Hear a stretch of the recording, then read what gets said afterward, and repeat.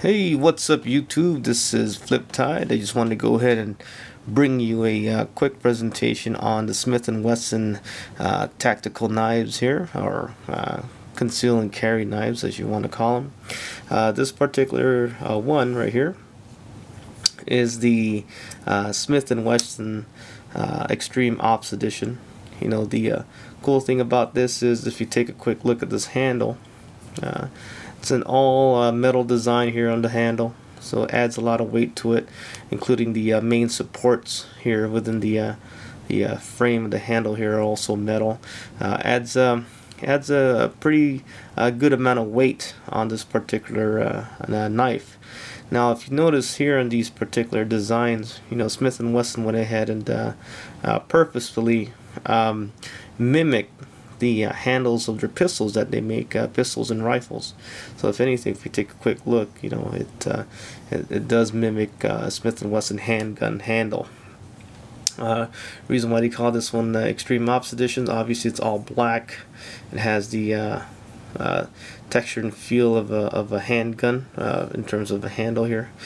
This thing weighs well over 5 ounces. You know, it almost feels like you're carrying a roll of quarters inside your pocket when you're carrying this thing, because literally it's an all steel design. Now, as you notice, this is a 3.5-inch blade. Okay, you've got half of the blade here, which is double-sided. All right, you guys see that right there? Pretty cool. And the other half right down here, it's the serrations here.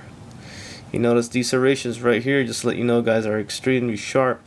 But you know, eventually they'll go ahead and lose its sharpness. But you know, I've had this blade for about 2 years now, and it hasn't let me down yet. You know, pretty good overall conceal and carry. You know, the cool thing about this as well, you know, since I've had this for about 2 years now, I've been using it on a daily basis, from cutting rope, cutting open boxes, also cutting pieces of meat and whatnot, or prying things open. You know, the blade hasn't dulled out yet, nor has the black matte finish on the blade on either side. I'm a bit surprised that it's still there. You know, typically these things would go ahead and fade and whatnot. But other than that, it's pretty cool. So this is one of them. All right. This right here is the HRT model. Exactly the same type of blade format here, where you have the half and half design of the what do you call it? The double-sided blade here. Alright. And then the serration as well for the other half. Not bad. As you notice, this one has a tailback finisher, or not really tailback, but a quick back here, where you can go ahead and press down on that, pop it out, good to go. Nice simple locking mechanism right here. But this particular handle, notice it's nice and smooth. It's made out of some sort of like a fiberglass, not metal. So this blade by far is the lighter out of the two here. Okay. Now, one quick tidbit as well for these blades. You know, it's always good to go ahead and have yourself a tool where you can go ahead and start honing in your blade, especially if you have serrations here.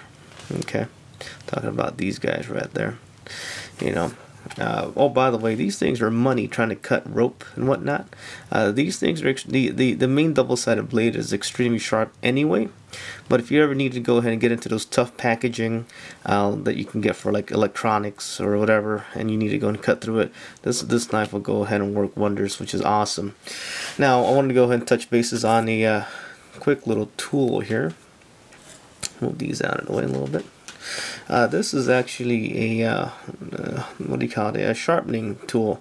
You know, you actually don't sharpen your blades here. You're actually just honing your blade edge with this particular tool, and this is what it's for. As you notice, there's a center groove here where you can go ahead and you know, drag your main blade across. Okay, do it on both sides. Now, also, as you notice, this thing right here, it's a bit pointed, right? you can go ahead and take this and start honing your serrations. Okay, but regardless, you know, of how careful you try to hone these serrations, you still won't get as sharp as it would be on the compared to the manufacturer specs. Okay, but other than that, this does a great job in trying to get these bad boys back into shape, you know, which is a good thing. Always take care of your blades, you know. They always come in handy. It'll last a really long time. But other than that, you know, these two blades right here are pretty darn good. I got a super deal at the local sporting goods store. Both of these were retailing about $59.95. I picked both of them up for about you know, $15 a pop. So not a bad deal at all. I want to go ahead and give you a quick show here and how long it is from tip of the knife to the butt, which would be about 8 inches. And same thing for the extreme opposite edition as well. Take a quick look from tip to butt. Alright, about 8 inches as well. Not a bad pickup, guys. By the way, if you're thinking about doing some conceal and carry with your blades, be a good idea to go ahead and double check the state laws with regards to how long the blade should be. That would be considered a non quote-unquote or a legal weapon for you to go ahead and carry. In some states, if the blade's anything longer than 3.5 inches, kind of like this one, well, you're going to be in trouble.